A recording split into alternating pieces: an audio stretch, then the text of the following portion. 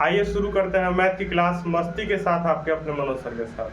Class 10 probability प्रायिकता lesson 14 का question number first लाया है। कह रहा है निम्नलिखित कथनों को पूरा कीजिए, यानी कि एक तरह से इंग्लिश में देखें तो फिल इन द ब्लैंक्स है, इसको कंप्लीट करना है।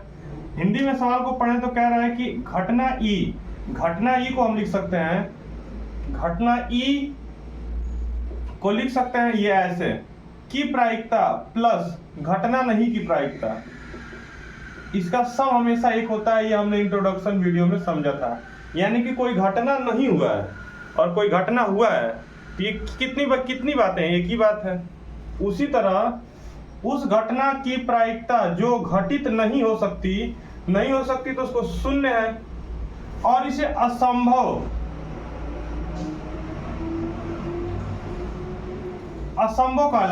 घटना कहलाती है। उस घटना की प्रायिकता जैसी घटित होना निश्चित है वो एक है, और ऐसी घटना को संभव घटना कहते हैं। संभव या तो फिर निश्चित लिख सकते हैं।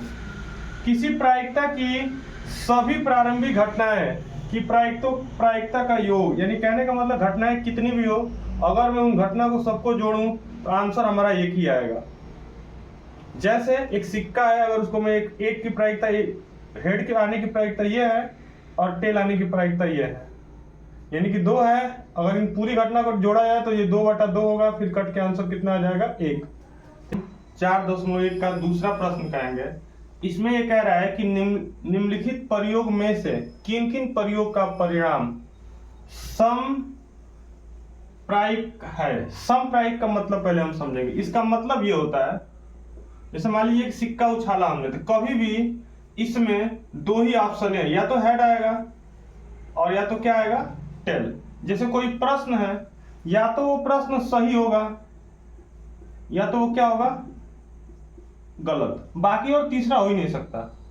जैसे सिक्का है, या तो हेड आएगा या तो टेल आएगा। उसी तरह अगर कोई प्रश्न है, या तो सही होगा या तो वो क्या होगा गलत होगा। अब जैसे मान लीजिए एक पत्ती है, आगे रेड है और पीछे जो है वो ब्लू है, अगर मैं उसको उड़ाऊं तो या तो लाल पत्ती पे गिरेगा ऐसे, और या तो नीले वाला पत्ता सामने दिखेगा, उसी को कहते हैं समप्रायिक। तो उसी तरह एक ड्राइवर कार चलाने का प्रयत्न करता है और कार चलना प्रारंभ हो जाती है। देखिए चलना प्रारंभ हो जाती है, मतलब कार जो है वो चलना शुरू कर दिया।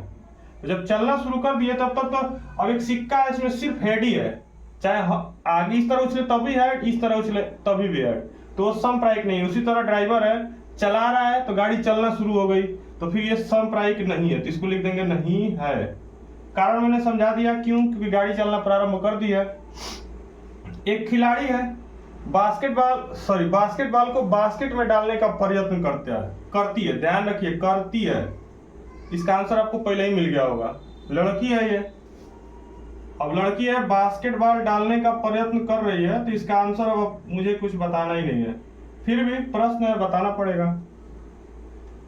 बास्केटबॉल में डालेगी ये। अब अगर ये नई खिलाड़ी है तो ये कभी भी बास्केटबॉल में नहीं डाल पाएगी, पुरानी की बात करना ही नहीं है।